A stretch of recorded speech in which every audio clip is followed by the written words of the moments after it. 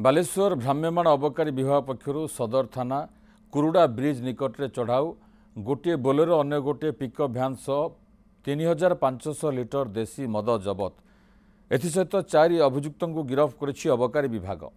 Bolero 1500 litre देशी मद जबत होता बेले 2 अभियुक्त गिरफ होते। 2 अभियुक्त हेले भद्रक चूड़ामणि मेराइन थाना राईसाही गाँवर समीर दास और बालेश्वर सिमुलिया थाना मार्कणार सुशांत महांती।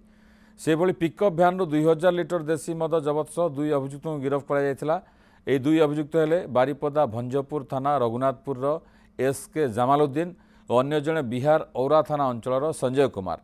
जबत होता मद और गाड़ीर आनुमानिक मूल्य 17 लाख टंकार अधिक हेब।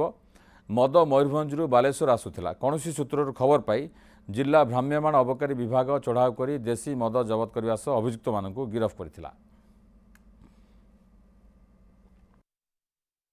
अबकारी सुपरिटेडेंट सर निर्देश क्रमे आम बालेश्वर टाउन कुरुड़ा ओवरब्रिज तल एरिया पेट्रोलिंग ड्यूटी कला बेले सन्ध्या हबार 2टा गाड़ी आम अटक रखिलु।